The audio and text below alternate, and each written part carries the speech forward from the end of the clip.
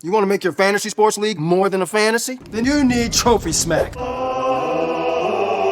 It's the #1 store for fantasy and tournament trophies, belts, draft boards, loser awards, and other ridiculous products. Trophy Smack is more than just a trophy company with outstanding customer service and products. It's the very essence and heart of every fantasy league. And if you click now, TrophySmack.com gives you free shipping, a free loser poster, and can have the hardware to you in a few days. Bragging rights included. Go to TrophySmack.com right now and take your fantasy league to the next level.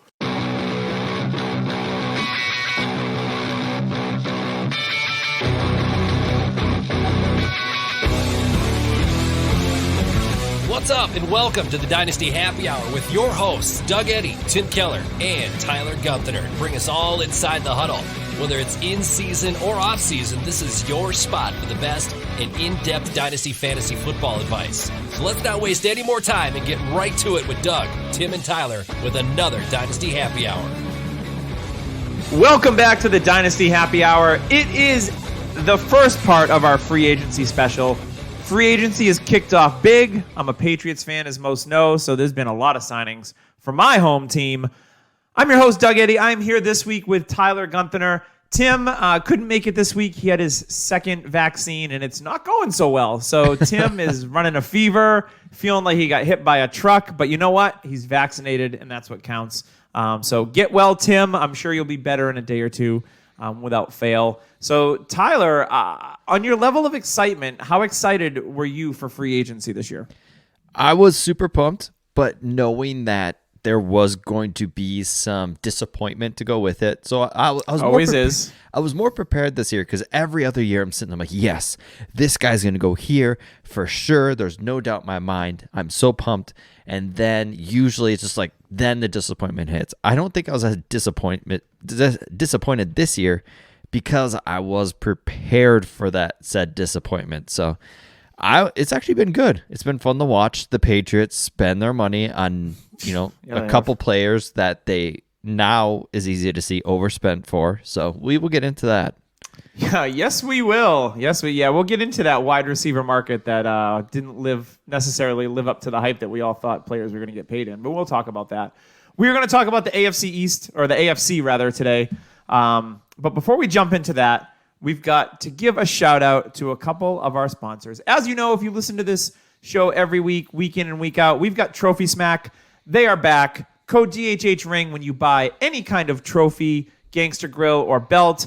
And you know what, Tyler? I know this particular sport is big up in your area. They've got new hockey trophies. Yeah, they do. And honestly, they might be my favorite trophies. The hockey trophies have like a hockey player. It looks like the MVP trophy for hockey, if you've seen it. Do you know what that awesome. trophy's called? The Calder's for rookies. Mm-hmm. Yeah. The Lady Bing is for the real gentlemanly players. Yes. God, I knew all of these. I think it's the Conn Smythe. Yes, it's the Conn Smythe. Yep. No, and don't you know? And honestly, they're awesome. The belts are different looking than the belts for the football ones. They got those baseball seasons coming up. So hey, go get yourself a baseball trophy. Those are sweet too. They've got a baseball mitt with a ball in it for their baseball like trophies. The Milwaukee Brewers logo. Exactly. The old school one. The Robin Yount Paul Molitor. Dude, the Milwaukee Brewers logo are always nice. They're always slick. Mm-hmm. Yep. But yeah, go out and get yourself a trophy, DHH ring, like Doug said, and get you that free $60 ring. Trust me, you guys won't be disappointed. And while you're doing that, while you're online, you're already like in the shopping mood. You're like, you know what, the stimmy hit, or maybe you got your tax return money. You can also go on ViridianGlobal.com, check out all of the shirts, hats, sweatshirts, and a lot of other things. There's much, much more in there. They're available with all the brands that we have on the Dynasty Happy Hour. So if you're looking for a super comfortable shirt or a hat to rock the brand, please go on ViridianGlobal.com and stimulate our economy. That would be great. Yeah, would be very much go appreciated. Go out and get yourself a shirt, a hat, and you know what? When you guys are at the expo, Doug and I will sign it. You know what? Deal. I will gladly sign any DHH apparel that is thrown in my face. I'll even bring my own marker because that's what the important people do.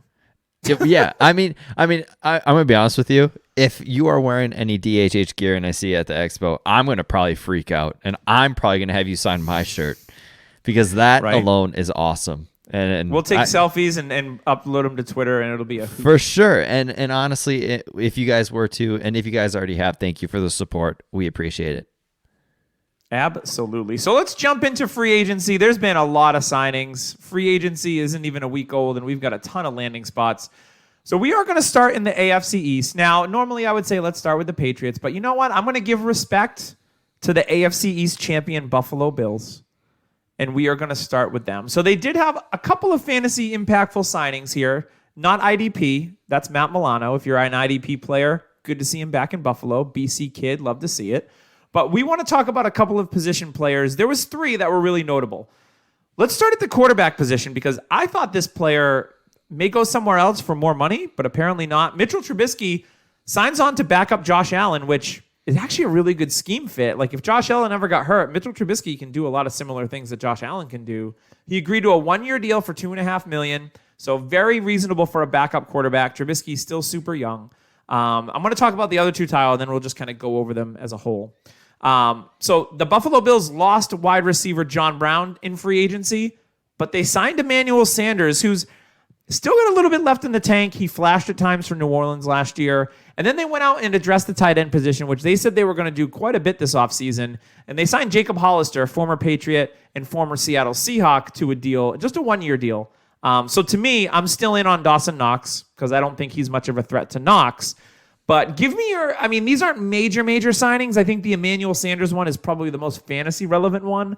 And it maybe puts the brakes on your boy Gabriel Davis a little bit. What do you think about that? Actually, I'd have to say it's the opposite. It kind of makes him more of a buy because Emmanuel Sanders, as we saw, he had his splash games, and I think that's what he is. He's more of he'll probably get 6 targets, if that, a game, and he'll get you 4. Maybe if he breaks one, he'll be fantasy relevant that week. But Gabe Davis, I think, is the other starter there. I know Cole Beasley, Diggs, and Emmanuel Sanders. Emmanuel Sanders also isn't the bill of health himself. And you know what? Even if it takes him a year or even half a year, Gabe Davis to get that role again, that's fine. He's a 4th-round pick. And if he comes into his own, that's great. And honestly, right now, you could probably get him for a 4th. Just because that hype is kind of off of him. So I would be all in on doing that. And then, like you said, Dawson Knox, I don't think is hurt at all by Hollister. I like Hollister, but he's nothing that's going to destroy another person's value. Yeah, I think one of the things that we saw with the Bills, they didn't make a move on a running back yet, at least. But they did do a lot of signings to shore up that offensive line. So it's going to be interesting to see if Singletary and Moss survive free agency and then potentially survive the draft. I think that's one of the more interesting storylines here in the AFC East. I could definitely see them adding a running back, but they weren't in on Chris Carson. There are still some running backs available. There are some that got cut, which we'll talk about. Leonard Fournette. Yeah, but even like a Damian Williams. Yeah. So there's players that are out there that I think could fit the Buffalo Bills scheme, but it's been pretty quiet. So I think you're kind of crossing your fingers if you're a Singletary or Moss owner that you can escape free agency and then hopefully escape the draft and then have... even if that's a split backfield, there's going to be some opportunities there.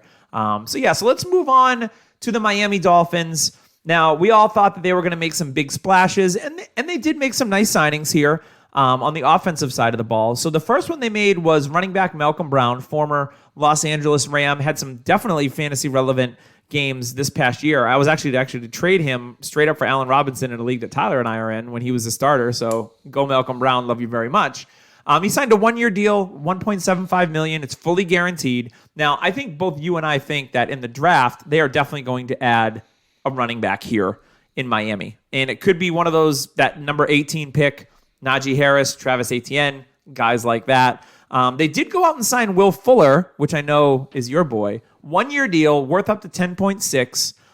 Guaranteed, and includes another $3 million in incentives. We all know that Will Fuller is suspended for the first game of the season as he finishes up his 6-game suspension that rolled over from last year with the Houston Texans. I'm going to be really intrigued. I think one of the storylines here, now, Miami was a hot spot for Deshaun Watson. Deshaun Watson in quite a bit of legal trouble at the moment. There's still rumors circulating that he's still going to get moved. If Watson doesn't come in there and they go with Tua, I like this move. I like what they're doing if they stick with Tua. But Tyler, what do you think about Will Fuller? It's only a 1-year deal in Miami to pair with Parker, to pair with Preston Williams and Gesicki. That offense looks pretty good. Now, if they add a running back other than Malcolm Brown, this could be a really nice offense. Now, the question is what do they do at pick 3? I mean, honestly, my personal opinion, they should go with Devonta Smith because he fits perfect with these other receivers. You got Smith, who's that technician. You got Parker, who's that big body, red zone type guy, and Will Fuller, who's a speed guy. So these 3 receivers mesh really well together. And that was my first thought, was like, okay, they got their speed guy. They got the Parker, who everybody thought could be on the move, but didn't. And I just feel like that kind of molds it together. Now, with them losing Isaiah Wilson, I think yesterday they cut him after trading for him because, I mean... Yeah, he's a bit of a... Yeah, he's a head case, and hopefully he gets better. But, yeah, I mean, after that, they could go an offensive lineman. They could go a tackle and solidify that line, which would be great for Tua. I mean, if you are all in on Tua and they take another tackle, good for you because that is going to be a really good offensive line. But then they also signed people from our offensive line. So there's that. It's just a lot of the signings they made kind of make me feel they're going wide receiver, running back, and they're kind of just putting themselves in a good position to do so. Yeah, I agree. They also did sign Jacoby Brissett, a 1-year, $5 million contract with a max value of $7.5. So that's interesting. Brissett, he's been a starter in the league before. I don't think he's a starter caliber kind of guy, but if you have him in a super flex league and say they do roll with Tua and they don't trade anybody, Brissett, with those weapons, like God forbid anything happened to Tua, like Brissett could be fantasy relevant for you in a pinch as a bench quarterback in your super flex leagues. And I do like the Fuller. I like Fuller there because I do think Tua, for most people who think Tua doesn't have the arm, I think Tua does have a good arm. I think another year away from that hip injury helps him. And Fuller's he's not just a speed guy, and I think we all know that. So I think it definitely helps. And there's a lot of incentives in this deal for Fuller to kind of rebound off of his suspension. Yeah, I mean, he's definitely the poster boy for like sign a 1-year deal and then try to get paid when the salary cap goes up in 2022. There was a few guys that were like that here in the offseason. So let's get to the New England Patriots. There's a lot to unpack here. Lots and lots of signings. They had the 3rd most salary cap in the NFL, and they weren't afraid to spend it early and often. The first big signing for them was re-signing Cam Newton. It's a 1-year deal worth up to 13.6. Really, it's only a cap hit of like $6 million, which for a starting quarterback, if he is the starter, isn't too bad. Now, the rumblings out of New England is it's going to be Cam and a rookie. There's not a lot of stuff going on with trades or anything like that. But you know what? We never expected Bill Belichick to spend this kind of money in the offseason. These big contracts, especially with 2 tight ends, that the top 2 tight ends in the market to both sign them. So we don't know what Bill's thinking. He could surprise us. But for now, Cam Newton, I think, is a really nice QB2 in your Superflex leagues. He was a QB1 in half of his games last year, and he had COVID, no offseason. I think Cam, I don't think he's completely washed, but I think he's still fantasy relevant because of what he can do on his legs. 12 touchdowns last year. I know he only had 8 throwing, but interesting to see what we do there with Cam Newton. A couple other signings, and we'll circle back and analyze them. Wide receivers, they went out and signed a couple. They signed Kendrick Bourne, a 3-year deal worth $22.5 million. So when I saw that money, I was like, okay. But a lot of that money, the way that the Patriots set up a lot of these contracts is there's very small cap hits in the first year, and then they kind of escalate as the years go on, which is an interesting strategy. And I think part of it is because Robert Kraft personally crafted the new television deal for the NFL with Roger Goodell. So I think, much like Jerry Jones knowing that, like, hey, the salary cap's going to go up because we're just making billions and billions of dollars a year, I think that these contracts are structured this way because of what we're going to see the salary cap go to next year and the year after. So they signed Kendrick Bourne from San Francisco, who's had some good fantasy weeks. He's great in the red zone. We haven't really seen him do much on a consistency basis. And then they went out and signed Nelson Aguilera. And this one to me was like, okay, Aguilera had a rebirth of a year. He had a really good year. Yeah, he was very good for Las Vegas. He was their best receiver last year, let's be honest. He signed a 2-year contract worth $26 million. So when I saw that number, I was like, man, these other wide receivers in the market are going to get paid. His deal is an annual base salary of $11 million with $2 million in incentives. It's structured more like a 1-year deal, but whatever. So then they go out at tight end. The first big positional player they signed was Jonnu Smith. Now, I've been a Jonnu guy for a while. I was pumped that he was coming in New England. 4 years, $50 million, $31 million guaranteed. Obviously, a huge piece for this offense to go out and get Jonnu Smith. I was thrilled. Then the very next day, news breaks. It's like 10 in the morning.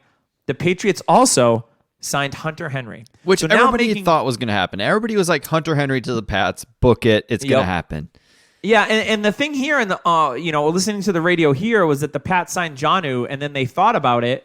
Like the front office thought about it, and they're like, you know what? Let's go get Hunter Henry too. And I was like, okay, if you're not going to spend up for receivers, they got the 2 best tight ends on the market. Henry signs a 3-year, $37.5 million deal with $25 million fully guaranteed. So now they have the number 3 and 4 highest paid tight ends in the game are both Patriots. Now I know the lazy analysis was, it's going to be Gronk and Hernandez over again. They'll buy it. No, it's not going to be that at all. So stop. Yes, they used 2 tight ends once successfully. Doesn't mean Hunter Henry is not Rob 4 centuries Gronkowski. ago.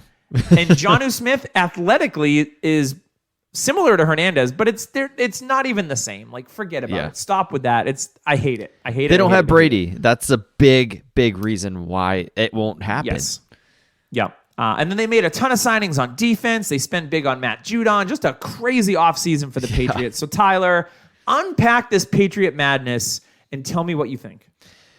Well, I mean, Bill's sad that Tom got the Super Bowl without him. So he is salty. He is very, and that's my first instinct. My second one is okay. Jonnu can do well in this offense, and Cam Newton can get the tight end the ball because it's not going to be 40, 50 yards down the field because Cam, as much as we want him to be Cam of old, he's not. I mean, he needs to kind of redesign his game a little bit, and you kind of saw that last year. And if he is a starter, but honestly, what I'm looking at it is these moves could be huge if they get a guy like a Mac Jones, a Trey Lance, or a guy like Justin Fields. Justin Fields, similar to Cam Newton, is the same person. So say they were to get a Justin Fields, say he does drop like a lot of people think he could. Or they trade up. And they have trade connections with Atlanta. Atlanta and the Patriots have had connections with, because, thanks for that second round pick for Mohamed Sanu. We appreciate that still.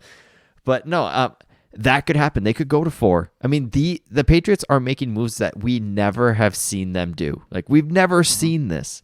So there is a smell of desperation and kind of a smell of okay, people are kind of going against Bill and saying it was Brady all along. Well, you know what? Bill's a very smart defensive-minded coach.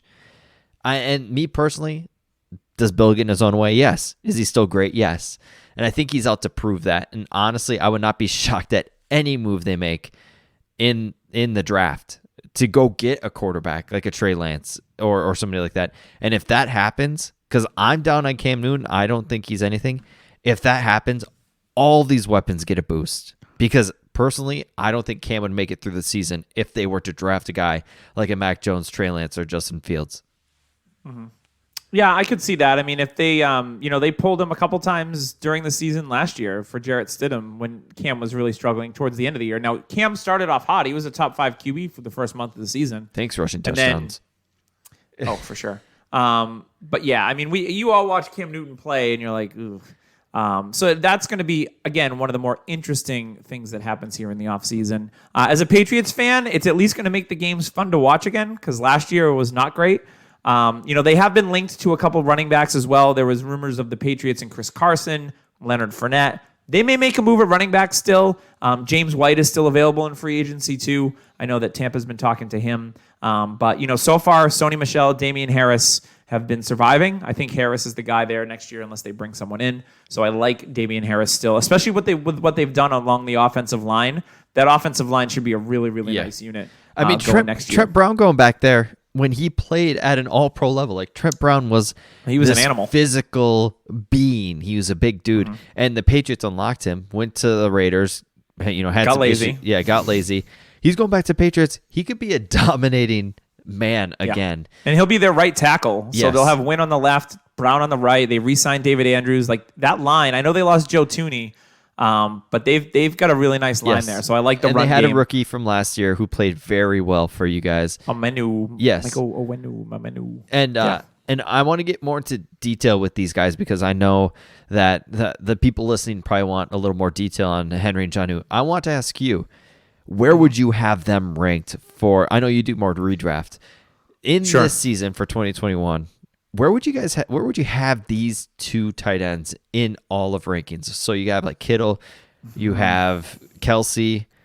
I would probably have both of them somewhere along the fringe of a tight end one. I just think when they bring in both these guys and they pay both of them, they're gonna incorporate them relatively heavily. I think. I actually would probably give Jonnu the edge over Hunter Henry because he's more explosive. He's more of a presence in the red zone. He can also take carries out of the backfield too.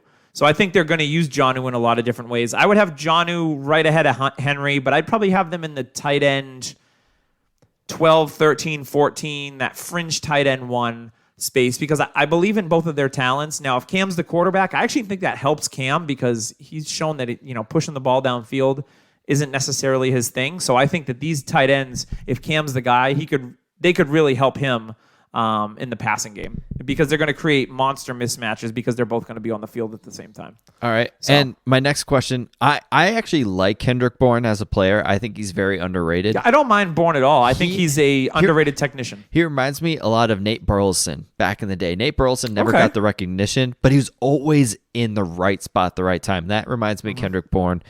I mean, he's not going to be your wide receiver 2 or 3. He's a great 4 or 5. And especially with getting paid like this, he's a great 4 or 5 for a fantasy team. Now, Nelson Aguilar, he had a great year. Where are you kind of slotting him for a price in Dynasty? If you wanted to go acquire Nelson Aguilar, what would you offer? If I was looking for Aguilar, I'd probably offer a late 3rd. Okay. Early 4th, maybe. It would have to be somewhere in that ballpark. What's going to be really interesting here is that there's been rumors for the last week or so that the Patriots have fielded calls on N'Keal Harry. So that's interesting. And personally, I feel like would be good for both parties. Yes. I think that Harry, I think that Harry hasn't been given a fair shot. There's been a lot of crap that's gone down in New England, and he's just had a hard time, getting traction. If Harry was out of town, Aguilar's stock would go up a little bit, and I think it would actually help Harry, especially if he went to a team that has a good quarterback that can fit his skill set because, he's not a big separator, but we've seen guys that can't separate in the league do really well. So, yeah, that I would say if Harry was out of town, Aguilar would go up a little bit, but right now I'd say a late 3rd rounder is where I have him slotted in value. Yeah, I mean, I would probably give a early 3rd, maybe mid 3rd. Okay. And it's just because you see the money he got paid. And I personally, I do think they go for a quarterback in the draft. And if they were to do that, I think if Aguilar moves around, because what I saw from him last year is like a Robert Woods-esque type player who can be used all over the field, good route runner, and makes big plays, and actually was sure-handed. Like that was the shock of the history. Like he caught a lot of balls when you saw guys like Henry Ruggs on that team and Bryan Edwards dropping balls, and then you saw Nelson Aguilar catching. You're sitting here wondering what year it is, or if you're in the... Yeah, when I was watching like Red Zone, I'd be like, what got into Nelson Aguilar? He's making huge plays. Like, who is this guy? After he got insulted from that video of catching babies. I think that's what did it. Yeah, it might have been just enough motivation. Yeah. So enough about the Patriots. Let's move on to the New York Jets. So they did have a lot of defensive signings here. I like what they're doing on the defensive side of the ball in free agency. Robert Salah could take a turd and make it great in his defense. Let's be honest. Yeah, that's true. So let's start with Corey Davis. He signed a 3-year, $37.5 million contract. Him, Keelan Cole, 1 year, $5.5 million. I love that because Keelan Cole, to me, has been underrated for years. I really like Keelan Cole's skill set. It's going to be interesting to see if Jamison Crowder survives in this team or if he's like a cap casualty because I could see Keelan Cole being like that slot guy for them. And then they signed Tyler Kroft. No big deal. I don't think he's going to do anything with Chris Turnan's value, so don't worry about that. But so let's talk about Corey Davis. He's the big one here. Now, we all know the Jets are probably going to do something at quarterback. They pick number 2. They're either going to take Zach Wilson or Josh Fields or something. Now, Corey Davis is going to pair with Denzel Mims, who was a rookie last year. Brashad Perryman's no longer in the picture. There's really nothing else except for Jamison Crowder that's returning as of right now. So I really kind of like this spot for Corey Davis. It gives him the time to shine as the number 1 receiver on the team. Now, we all know he played for Tennessee. A.J. Brown was the alpha. Davis had a breakout year last year, just missed 1,000 yards, had 8 touchdowns, but looked like the Corey Davis that we all drafted as a top 3 rookie pick just a few years ago.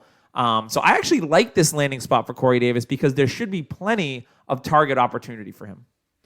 Yeah, I absolutely love it. I know in a recent trade when I got Aaron Rodgers in the UDPL, I got Corey Davis as kind of a throw-in. And when I had that, I sat there and I said, anything like where this guy goes can definitely push his value up or down. And when he went to the Jets, some people were kind of disappointed. And I'm sitting here thinking, because I like Sam Darnold could get him the ball. And you know what the thing is with Sam Darnold and Tannehill? They're almost like the same player. This is a different offense. Corey Davis is going to get those 10, 20-yard slants. He's going to be able to use his route running as more of a skill. And I do think that he's going to get 120-plus targets. I mean, he's the dude.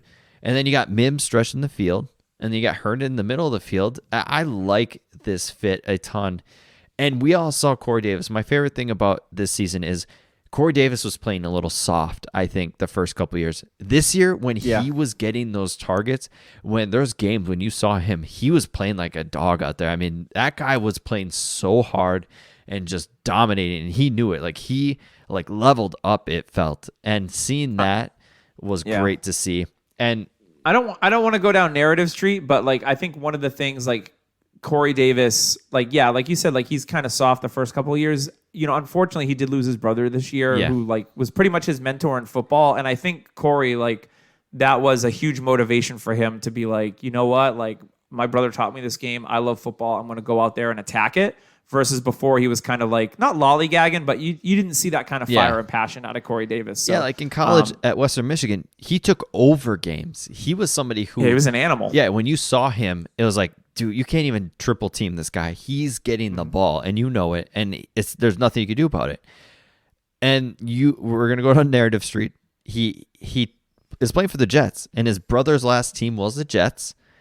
And he's going to probably be wearing his brother's number, 84, which is his number. I mean, I honestly feel like there's a reason why he went to the Jets. And I think he's trying, he's finding himself, and he's doing a lot of this for his brother, which they were very close. And it's good to see in that aspect. But fantasy-wise, I think you got a good wide receiver 3 now out of Corey Davis, and somebody that you can actually trust. And there's a chance he could be a wide receiver 2, a very high-end wide receiver 2, especially if this offense can really turn this thing around. Yeah, and let's go to Keelan Cole just for a quick sec. If you have Keelan Cole in your deeper dynasty rosters, it's a 1-year deal. I always thought Keelan Cole, he'd have those big weeks in Jacksonville out of nowhere, 2 touchdowns or 100 yards. I love Keelan Cole's talent. He's just never been used the way that I've wanted to see him used. I like Keelan Cole's route running is so underrated, and he's such a good player. So for him to land a 1-year deal, $5.5 million, I guess Adam Schefter tweeted that there was a lot of demand for Keelan Cole's services. So he picked the Jets. Maybe he knows that they're not going to be keeping Crowder at his cap number or something like that, and he knows that he might be getting more targets. If that happens, I really like Keelan Cole in this offense, even if Darnold is the quarterback there. When they didn't sign, there's rumors of them signing Juju. I posted on Twitter and I said, why do they need to sign Juju when they got 80% of him in Keelan Cole? Juju, they have a faster, more athletic. Yes. He's definitely more of an athletic person. He's definitely faster than Juju. Yeah, Cole can take it to the house. Yeah. Juju can't. The only difference is Juju is probably less injury history. Keelan Cole has his injuries, but no, I mean, Keelan Cole, he's older, but I mean, he showed us everything, and the hype was real about 2 years ago. People were really on this guy, and injuries kind of derailed him. But yeah, like you said, I saw the same things from Adam Scheffler saying high demand, and I'm going to follow that. I'm gonna follow the NFL and the demands they wanted from this. I would have much rather had Keelan Cole over Kendrick Bourne for the money difference for the Pats, but that's just me. All right, let's get to the AFC North. We're gonna go with the division champions, the Baltimore Ravens. Not any moves of note in fantasy from the free agency, but if you're in leagues with me, I already own this guy, so sorry. But they did trade for Josh Oliver for a conditional draft pick. Now, I've been hoping that Josh Oliver becomes a thing in fantasy because he has a great profile. Last year in college, his production was awesome, but he's been injured in his first 2 years every year. So he's never had an opportunity to kind of get going. Now, we know how Baltimore likes to use multiple tight ends. Obviously, Mark Andrews is going to be the alpha dog there. They have Nick Boyle, who they've signed to a fairly large deal to be a backup tight end. But Josh Oliver is that athletic pass-catching tight end from that the 2019 class. And I just always loved Josh Oliver, and I'm just hoping that him getting moved to another team, maybe we see something from him in tight end premium leagues. I've kind of had him on the end of my roster. Him moving to Baltimore, I think, is a good thing because Jacksonville, Baltimore uses their tight ends more than Jacksonville does. That's all I'm going to say. So what do you think about Josh Oliver to Baltimore? I think he's an injury away from showing what he can do. It's going to take a lot for him to get on the field and to kind of showcase it. But hey, I mean, Hayden Hurst, Boyle, and Mark Andrews all did something 2 years ago. So why can't Oliver? He's an athletic person. He might be on a free agent wire in your dynasty league, and you very well could be. Yeah. But Baltimore and Lamar Jackson, they love to use tight ends, so he's definitely worth a shot. I would hold a little. I'd hope you hold the hope back because it's definitely going to take a lot for him to kind of rise from the gutter that has been his career. He's a lottery ticket in a deep league. That's the way I look at him. So let's move on to the Cincinnati Bengals. No real big signings on offense from the skill positions, but they did sign an offensive lineman. They signed Riley Reif, who Minnesota let go, who played pretty well last year. Did he not, Tyler? Yeah, he had his moments. I mean, he wasn't great, but he's an upgrade for the Bengals. That's true. He is an upgrade from somebody like me on the offensive line. They don't know if you're wearing a helmet or not because you have red hair. That's true. Oh, don't touch that guy. He's not wearing a helmet. They had to spray paint my head black. That's why I'm kind of all over the place. Some head injuries, Well, that makes sense. But I like this signing of Riley Reif. It shows that, hey, we want to make that offensive line better and protect our franchise quarterback with Joe Burrow. It obviously helps Joe Mixon, who a lot of people are down on in Dynasty, and I'm buying at the price that he is right now. I'm not down on Joe Mixon. I still believe in the talent. I know that people are mad because he didn't come back last year. He had that one big game, but other than that, it was kind of middle of the road. But I'm investing in Joe Mixon at his current price, and because I think that they're going to add Riley Reif, they're going to draft a Penny Sewell. I've heard that Riley Reif came out and said he's going to play right tackle. Now they have Jonah Williams at left tackle. They could switch him to guard, but they'd probably switch Jonah to guard because Jonah it will probably be better at guard. But this opens the door for a Jamar Chase or a Kyle Pitts, and that's kind of my feeling is. They're going to add another weapon for Joe Burrow. And I think if Joe Burrow has his say, it's going to be Jamar Chase. He's his teammate. Yeah. I get it. Yeah. Yeah, we'll see. That's another interesting story to kind of follow. Do they go offensive skill position or they protect Joe Burrow? I think they could go either way. I think it's 50-50. We'll see what happens. So let's move on to the Cleveland Browns. Again, another team that didn't really do much on offense in terms of free agency. They did acquire, or they re-signed Rashard Higgins, who, him and Baker Mayfield have a really good rapport together. Higgins was a hot waiver wire pickup in some dynasty leagues and in redraft last year after Odell Beckham Jr. got hurt. Higgins had a couple of nice games. Higgins, to me, is he's a wide receiver 5 or 6 on your roster, especially if Odell Beckham Jr. is back. I've always liked the talent with Rashard Higgins. I thought he was underrated. He's a nice route runner. But for fantasy purposes and dynasty, this doesn't move the needle whatsoever for me. What does move the needle on your IDP, though, is John Johnson going to the Browns. Love that because John Johnson is awesome. Yeah. No, I completely agree. on the IDP, John Johnson, he's a staple in a top 10 safety, and I mean, this just pushes it even further. So, absolutely. So let's move on to Pittsburgh. There's not a lot of offensive signings here in the AFC North. It's been quiet across the board. Probably the most surprising move in free agency thus far was Juju Smith-Schuster returning to the Steelers on a one-year deal worth $8 million. It's got a $7 million signing bonus, $1 million base salary, and 4 voidable years. So it's one of those, his cap number is only $1.6 million. So obviously it's a very team-friendly deal for the Pittsburgh Steelers, who don't have a lot of cap room. A lot of people thought that like the Steelers wanted Juju back. Supposedly he got an offer at $13 million a year from the division rival Baltimore Ravens, as well as interest from other teams. But Juju, he's going to run it back, and he's going to come back to Pittsburgh to pair up with Chase Claypool and Deontay Johnson. We still don't know what Pittsburgh's going to do at the running back position. I assume it's going to be either through the draft, or maybe they're going to roll with Benny Snell and Anthony McFarland. Who knows? But Juju is back with Pittsburgh. Tyler, how you feel about that? I'm fine. I mean, I don't have Same. any really shares of Juju because he's a higher upside Jarvis Landry in my eyes, and that's fine. I mean, that's safe, but I mean, it doesn't. I don't think it hurts Claypool. I mean, we saw bits and bits of Claypool here and there, but that was with Big Ben kind of still progressing from the surgery.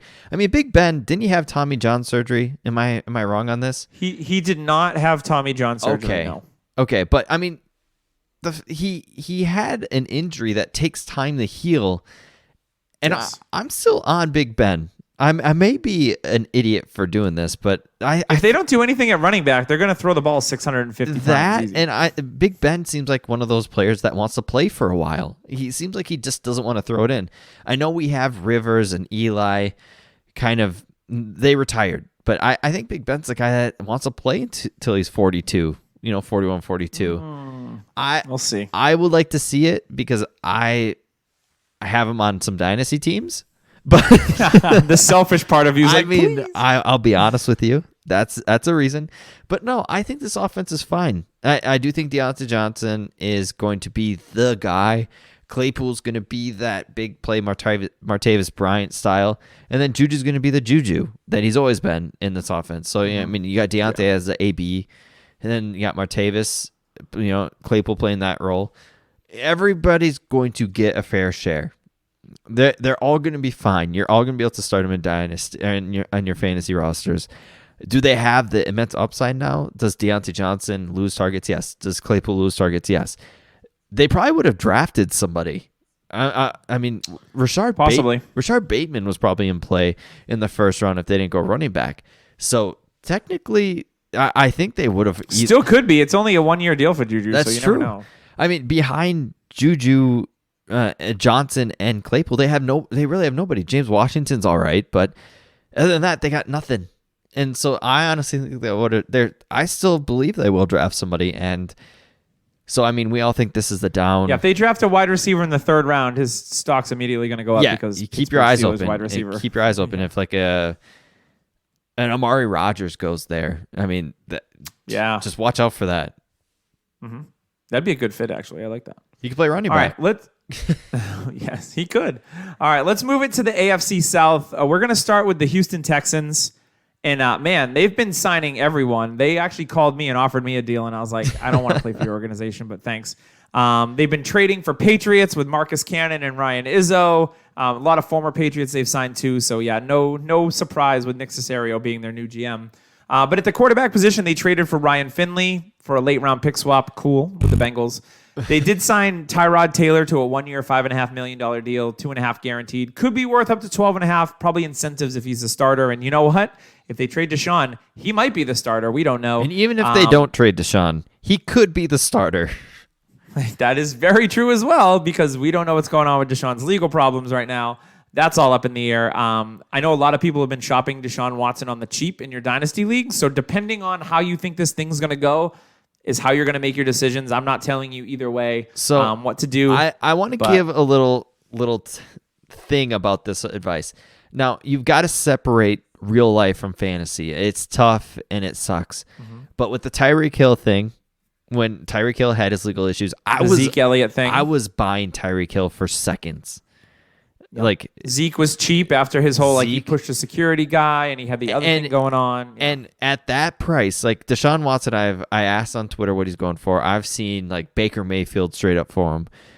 I mean, that in my mind is like, okay, that's worth the risk. If you have the opportunity for the risk, take it, because if it does go in your favor and if this is something that is, the other way that we think it could be, it's a good thing. Like his value just skyrockets back to 3 or 4 first rounders.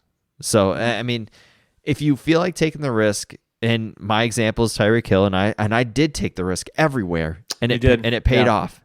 Now that's the thing, you got to separate fantasy from real life, and that's where the issue comes. And if you can do that, go do it. And if you don't feel comfortable doing it, that's fine. Don't make the risk, because honestly, the risk could suck for you. So yeah, I mean, it's a tough scenario to go in, but there's my example of when I actually tried it and it paid off. Yep. So the only other two notable, really, I mean, they did sign Dante Moncrief. So, Tyler and I were celebrating that he's still in the league.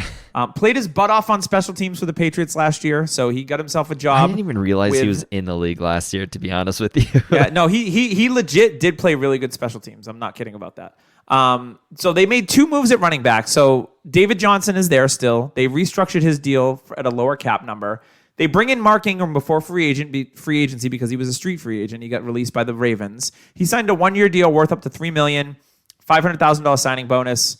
He's got some incentives in there. So I'm like, all right, I actually like that fit with Mark Ingram and David Johnson. David Johnson, not exactly the picture of health. Mark Ingram just 2 years ago was an RB1, right? And how quickly we forget. I know he's 30, but like Mark Ingram doesn't have a lot of wear and tear on his tires. Now, Philip Lindsay, the Denver Broncos put a low round tender on him. Lindsay talked to Denver and is like, dude, just let me go. So they end up rescinding the tender, making him a free agent, and then he signs a 1-year deal worth $3.25 million with the Houston Texans. So now they have David Johnson, Mark Ingram, and Philip Lindsay. I don't know what to make of this backfield. Exactly. You don't know, so just stay away. I mean, that's pretty much what it is. I think Lindsay on turf is probably the best fit for this team. But other than that, I mean, thanks a lot. I mean, Houston, what are you doing? They don't know what they're doing. I think we can all establish that. It's like let's trade all our good players. It's like the fan only football league, except he's letting fans GM the Houston Texans. That's what it's like. It's like having your 11-year-old nephew start playing Madden and destroy a whole franchise, and it's rough. It's so hard to watch. And Houston fans, I'm sorry.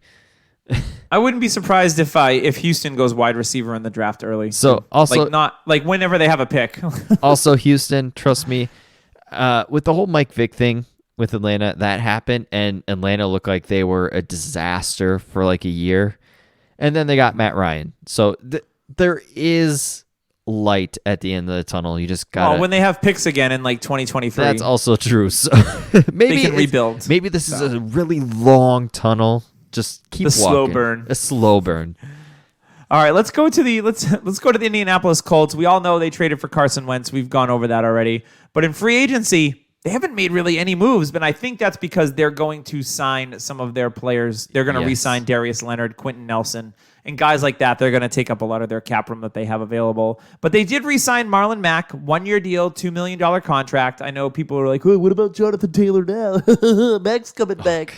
Cut it out. Knock it off. It's an Achilles injury. Like, running backs don't usually come back from that ever. And it's not that I don't like Marlon Mack, but Jonathan Taylor's a stud. Don't let that person send you a trade offer and say, hey, Marlon Mack's back. Taylor's value's down, so I'm sending you a deal. You know what you should do? Just go buy a Marlon Mack. Because I hate those people. Just go buy a Marlon Mack for like a 4th. Because honestly, I still like the player. He's going to get some touch. They really like him in Indy, and I think that's why they re-signed him. We have never really thought running backs aren't getting much traction on free agency. Maybe he didn't get an offer, and he just took one with Indy because he's comfortable with it. Doesn't have to move. He doesn't have to move, and he can back up somebody like Taylor. Taylor, if you really want Taylor and you really like him, limit his carries to 25 a game. Don't go all out like the Derrick Henry. Or even 20 a game. Yeah, I mean, Taylor only needs 18, 20 carries a game. And then you can put Marlon Mack in for 10 carries. That's how it should be. And there's hardly any bell cow stud running backs that are getting 30 carries a game, unless it's Zeke. And even he's getting giving away some touches to Pollard. It's not the league anymore. So if you have a chance to get Marlon Mack, go out and do it, because this offensive line is good. And if you have injuries or run into a bye week problem, he's a good spot start in my eyes. So I'm all in on Marlon Mack and going out and getting him for dirt cheap. And I'm still a fan. He's still really young. Yeah, this is the injury is the toughest thing. The history says you don't come back. So maybe he'll be the exception to the rule. You never know. So let's move on to the Jacksonville Jaguars, owners of the 101 in the NFL draft, which I'm assuming they're going to take. And also owners of What Are You Doing free agency. They did sign Carlos Hyde, 2-year, $6 million contract. So he's being reunited with Jacksonville, being reunited with Urban Meyer, I believe. Now, on the surface, you're like, this doesn't really affect James Robinson that much. I think it might, to be honest. We saw James Robinson have a historic touch share of like 98% of the backfield touches. That's not going to happen again, let's be honest. So if you have James Robinson, as soon as he kind of broke out, I was on team sell James Robinson. It's not like I don't like the talent. I just think that he's never going to receive that workload again, because Jacksonville had Divine Ozigbo, who had COVID. They had Raquel Armstead, who missed the whole year because of COVID. And then they didn't really have much. They had Toby Gerhardt, I think, was still in the backfield for them.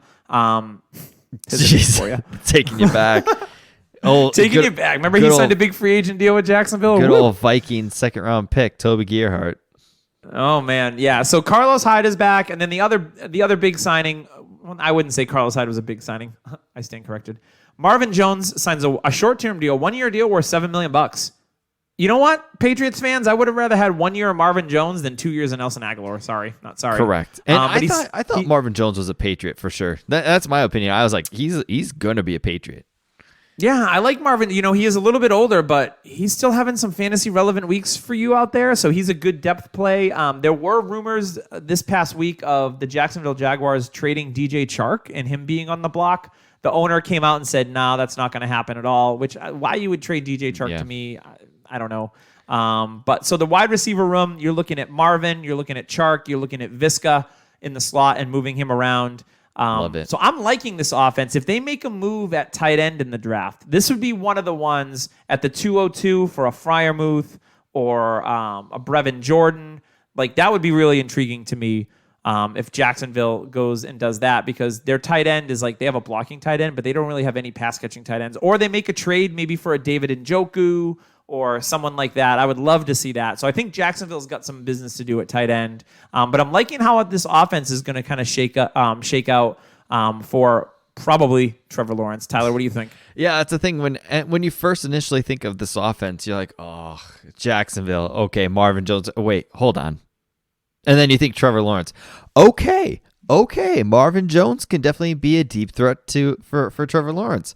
You got DJ Chark and Marvin Jones on opposite sides that can stretch the field. And then you got Laviska in the middle. I love that. I absolutely love that. And I you hear the rumors about tight end and them really wanting to put somebody in the tight end spot. Urban Meyer likes to throw to the tight end. So, you put David Njoku in this offense, even a Freiermuth, who I would love in this offense. Oh, it's already shaping up. And I do think Hyde eats into James Robinson. I agree. Absolutely. I think they draft someone too. Yes. They kind of have to. In this, they're not going to reach on that position. They got Robinson, who's fine. But, third or fourth round, maybe even fifth. Sure. Yeah, absolutely. All right, we're going to wrap up the South with the Tennessee Titans. They lost a lot of players. They lost Corey Davis. They lost Jonnu Smith. There's nothing really notable here from the talent on. Anthony Fursker. He came back on a 1-year deal. He's had some fantasy relevant weeks. So for right now, he's the dude. He's wicked smart. They got Jeff Swaim. So there's not really anything super hot at the tight end position. They spent most of their money on defense, where they signed Janoris Jenkins. They signed Bud Dupree to a huge deal. They re-signed Jayon Brown, who I own in a ton of IDP leagues, and he's awesome. Not much for the Titans. But, how do you think the loss of Davis and Smith is going to affect Ryan Tannehill in fantasy and Derrick Henry? It just more touches for A.J. Brown. I mean, let's get A.J. Brown those 160 targets, which he deserves. And they cut Adam Humphries, too, so they have needs. I would not be shocked if they draft a receiver, a Rashad Bateman, or even I could see an Elijah Moore in this offense go. Me personally, it just pushes A.J. Brown up. He's going to get more touches, more targets, and I think they're going to finally... Can he handle it, though? He seems to get injured pretty often. Yeah, he can handle it. I mean, have you seen the man? I know he can handle it. He's a beast. I know. He just has a tendency. He's one of those nagging injuries guys. After you said that, I'm trying to look behind you in your window to see if A.J. Brown is actually like trying to look at you because he heard you. That's how intimidating this man is, A.J. Brown. All in on A.J. Brown this year. And if you have him, hold him. Hold him close. Hold him close. Never let him go. Give him a nice sweet kiss on the forehead before bed. Just to let him know you love him. Love it. All right, let's transition. We're going to the AFC West, where they made one of my favorite signings in free agency. It was totally under the radar, but I've been a Mike Boone guy for a while. Now, Mike Boone, not last year, 2 years ago, everyone picked him up in free agency. I had him in Scott Fishbowl. He had the one game where he didn't do anything. But when Mike Boone gets carries, he's like your preseason all-star, right, Mike Boone? I really like Mike Boone's skill set. The Vikings don't tender him. They let him go as a free agent. He agrees to a 2-year contract with $2.6 million guaranteed, including a $1.6 million signing bonus. So pretty decent money for a guy like Mike Boone, who's behind Madison and Cook in Minnesota. And they lost Phillip Lindsay. They still have Royce Freeman, the ghost of Royce Freeman. And as well as they have Melvin Gordon. But I like this landing spot for Mike Boone. What do you think, Tyler? I love it. I mean, Mike Boone is the Chris Ivory that we've the Chris Ivory healthy version. I mean, Chris Ivory, he was a beast. He was just never healthy. And Mike Boone is it. Like, I love his running style. He runs hard. He can catch the ball at the backfield. Melvin Gordon is not the picture of health. So let's be honest. No. Mike Boone could be the fantasy darling of 2021. He could be the guy that you a free agent pickup mid-season in redraft leagues that wins you the title because Melvin Gordon gets hurt, or just Mike Boone is so dominating, and that's the type of player he is, and that's the type of player I saw up here in Minnesota. So yeah, I get him now, because if he ends up having that injury boost, you are not touching him, and he is definitely going to get boosted by that injury, because this offensive line in Denver is just fine. Garrett Bowles finally played like the first round pick, and it's a good offensive line. We just need him to find a quarterback, and I think they're going to do that in the draft. Me personally, Doug and I, we have a friend that is a huge Denver fan, Damon, and I told him, I said, I just have a gut feeling they really want Lance or Fields, and if they're going to trade, I think Atlanta's the team that teams are going to need to trade up to go get him. And if that's the case, them or the Dolphins, I think Denver's going to be super aggressive, because now they got their corner in Kyle Fuller. I do think, and they signed Darby too, yes, which is nice. And I think they're solidifying that so they can make this move, so they can go up and get that quarterback, because that's the play. I mean, this is a good quarterback class, so I think that is the play.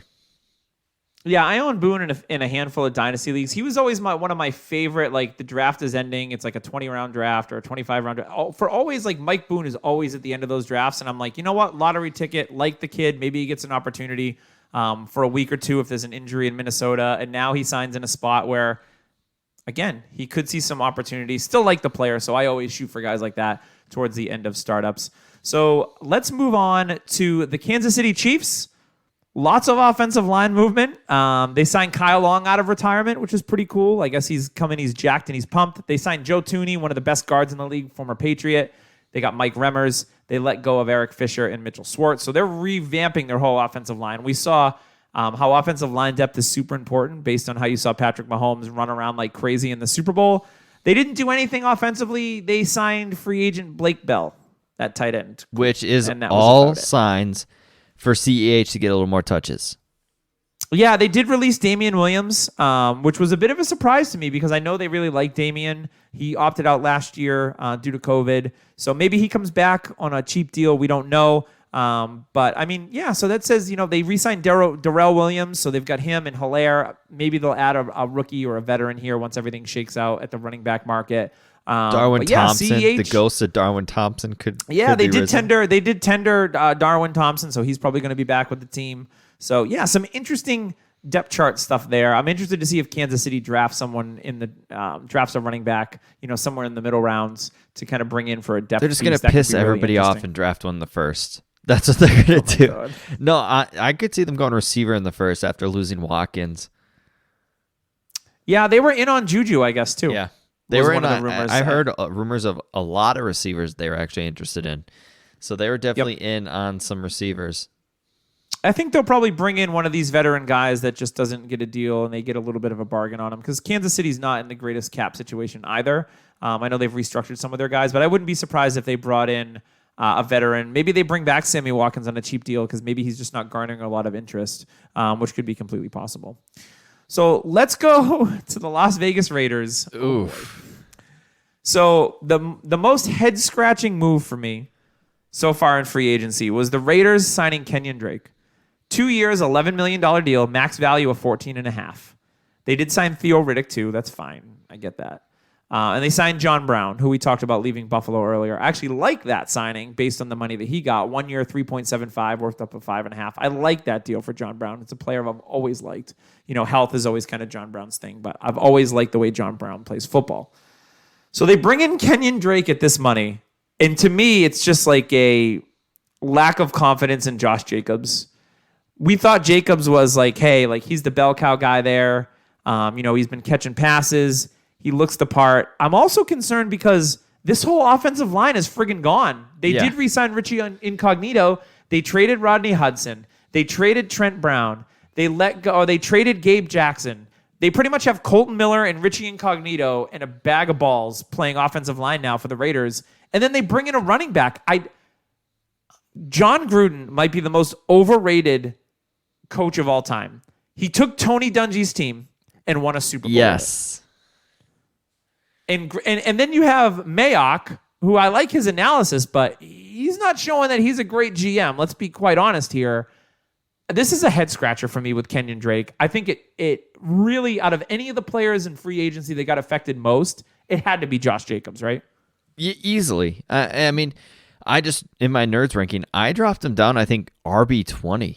It was a massive drop. I don't blame you. And I'm not even comfortable with him there.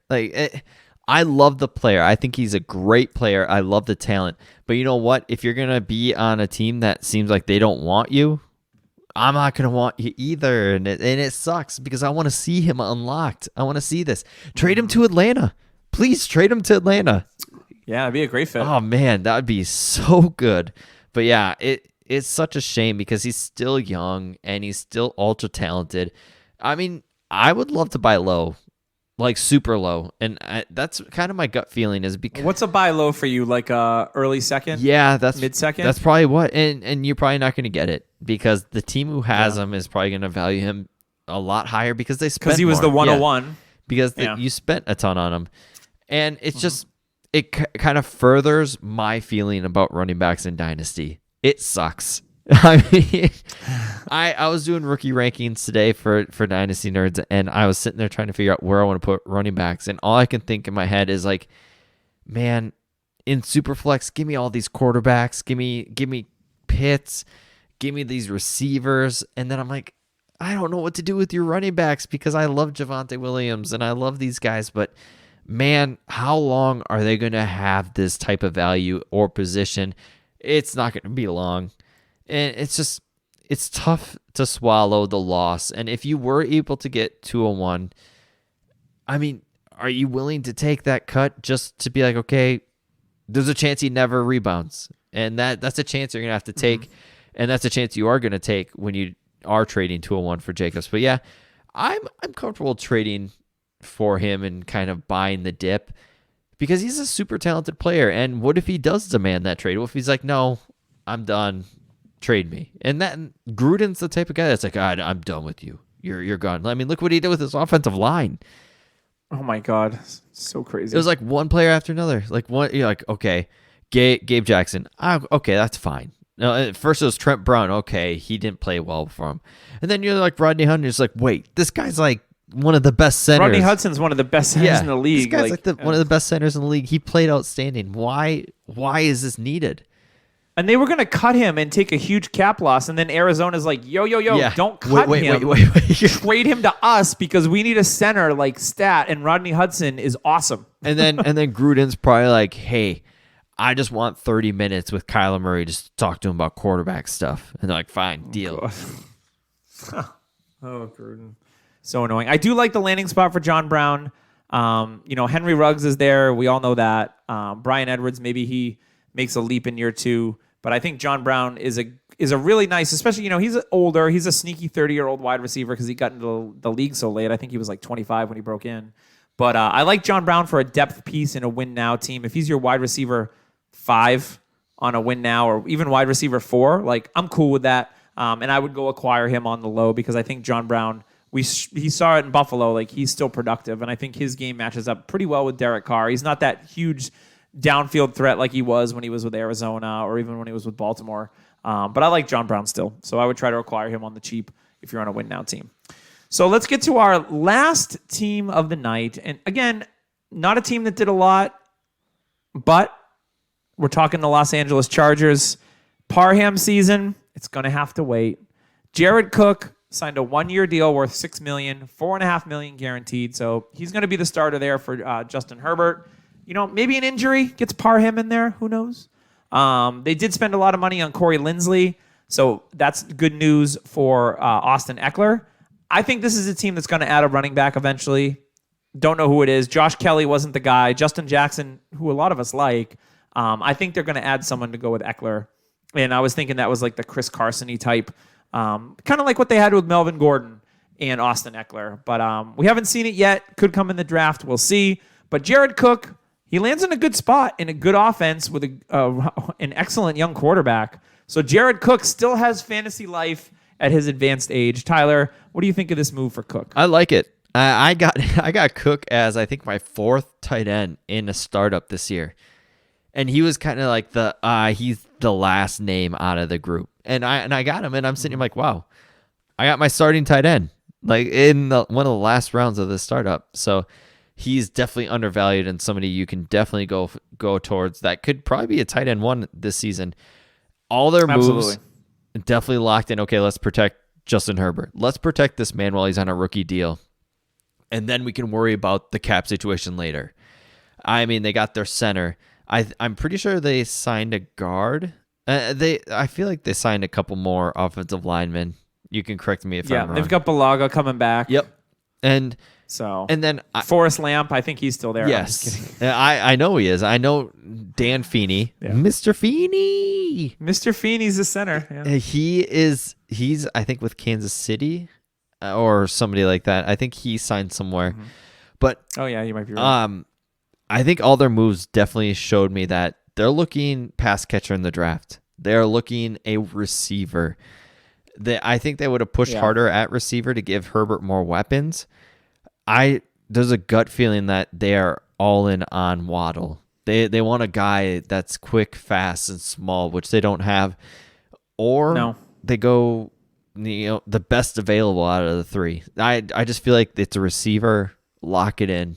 That's my guess for them. That would make a lot of sense to me for receiver. I think that you build around that quarterback. You give him pieces while he's still on that rookie deal, especially year 2. And this defense is so good. Like this defense is great. You don't really need to touch that defense. Well, I mean the defense. I mean they let go of Casey Hayward. Melvin Ingram's a free agent. Maybe he comes back cheap. The defense is still going to be good, especially when you get Derwin James back, because if he's healthy, he makes all the difference in the world for that team.